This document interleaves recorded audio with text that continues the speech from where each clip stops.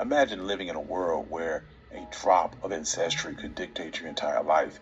This principle was known as the one drop rule, a concept deeply rooted in American history, and its echoes still reverberate today in the way that we view mixed race individuals, people like Barack Obama, Tiger Woods, and Kamala Harris. Poet Langston Hughes noted in his memoir, saying that in the U.S., a Negro was used to describe anyone with black ancestry, whereas in Africa, it referred to someone that was fully black. Well, today we're going to talk about the history of the one drop rule. And if you like stories like this, you can find more stories like this at onemichistory.com. Also, if you like this channel, find our Patreon page in the description below. But without further ado, let's get started. The one drop rule is a social and legal principle of classification that has historical prominence in the United States. The rule asserted that a person with just one drop of African ancestry was considered black, regardless of their physical appearance. The origins and implications of this rule were deeply intertwined with the history of slavery, segregation, and racial dynamics in America.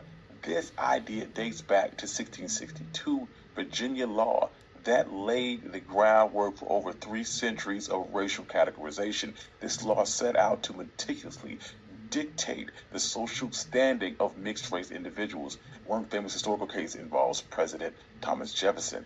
DNA evidence and historical records believe that he had at least 6 mixed-race children with his enslaved concubine, Sally Hemings. Sally was predominantly white and was the half-sister of Jefferson's wife. 4 of these 6 children lived to adulthood, and even though they were mostly of European ancestry, which would have made them legally white had they been born free, Virginia's law at the time considered them to be enslaved because their mother was enslaved.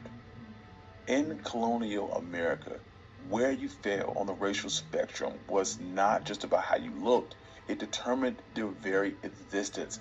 Dark skin, broad noses, and tightly coiled hair were more than physical attributes.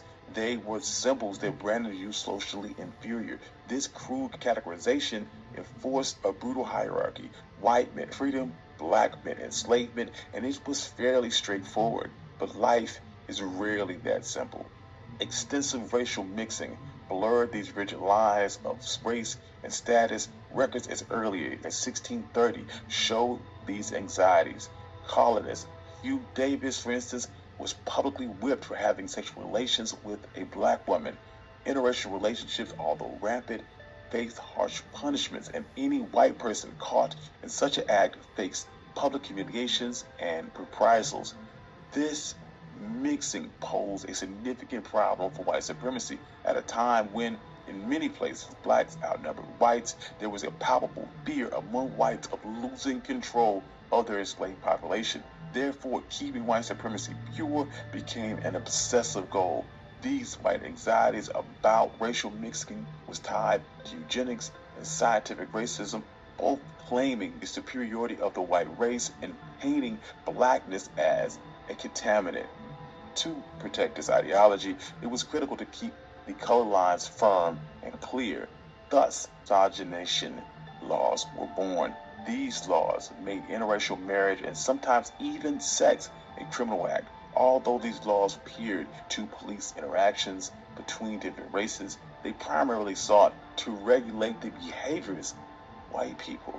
Essentially, because blacks were already enslaved, these laws ensured that whites adhered to this manufactured boundary of racial purity.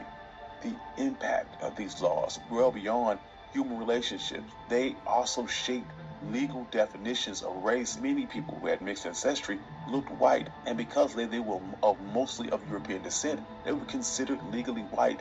Differing states had legal variations of what it meant to be black or white. For example, in 1822, a law in Virginia said that to be called a mulatto, a term that was borrowed from the Portuguese and the Spanish, which comes from the Latin word meaning mule, person needed to have at least 1/4 of black ancestry. The Nat Turner Rebellion in 1831, Virginia made new rules limiting the freedoms of freed black people. However, they didn't establish the one drop rule right away. In 1853, when this rule was suggested, lawmakers realized that it could negatively impact many people who were already legally considered white. Over time, however, These rules changed. By 1910, Virginia updated this law to someone who had 1/16th black ancestry, and by 1930, any African descent at all meant that a person was legally considered black. Contrasting with Virginia's stance on racial definition, New Orleans exhibited a more nuanced approach. New Orleans, in particular, has a long history of racial classification.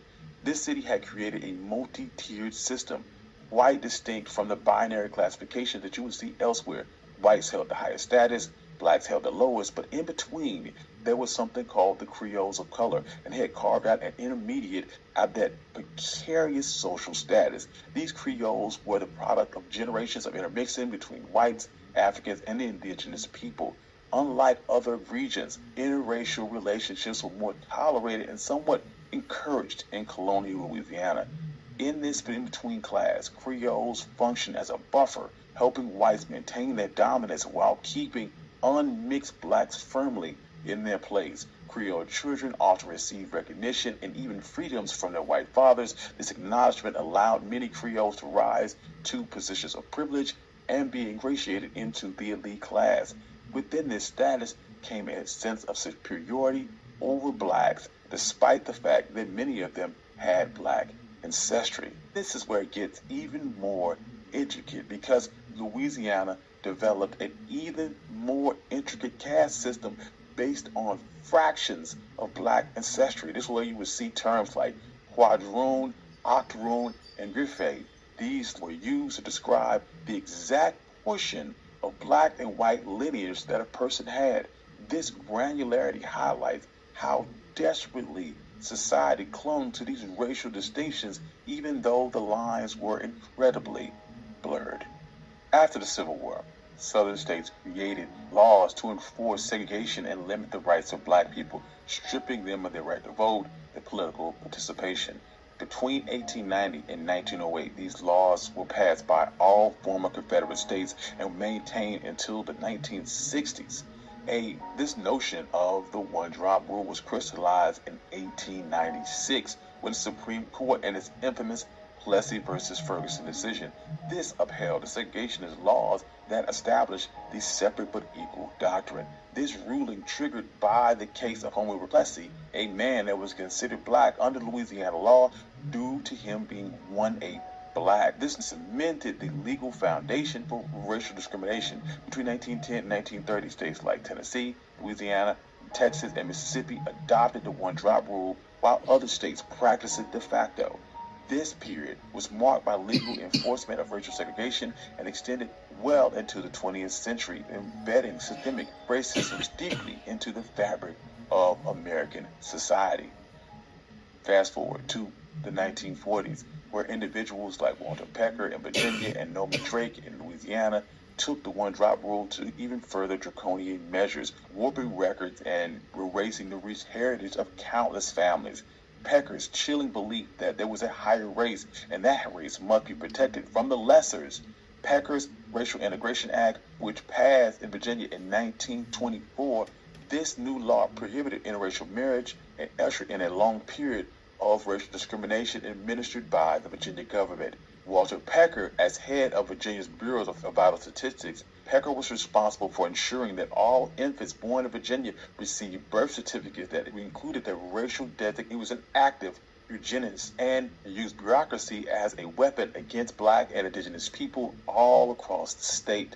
Yet, amid this tapestry of oppression, there emerged sparks of hope and resilience. The civil rights movement during the 50s and 60s started to dismantle this legal segregation and pushed against century-old barriers. The landmark 1967 Supreme Court decision in Loving v. Virginia was a watershed moment, striking down Virginia's ban on interracial marriages and the underlying prejudicial principles of Pecker's Racial Integration Act. This ruling marked a crucial victory in the fight for racial decades of systemic discrimination and the erasure of mixed-race identity.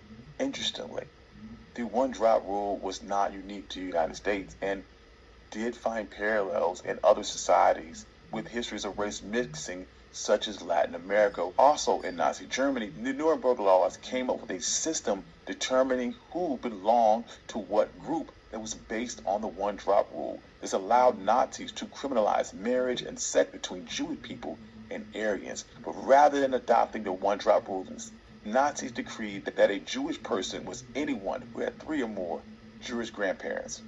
Even today, the remnants of the one-drop rule persist in our societal consciousness. Take, for instance, the story of Rachel Dolezal, a controversy that triggered a national debate about the authenticity of racial identity, and the 2000 census allow individuals to identify with more than one race for the first time. The history of the one-drop rule encapsulates the complexities and contradictions of America's racial history.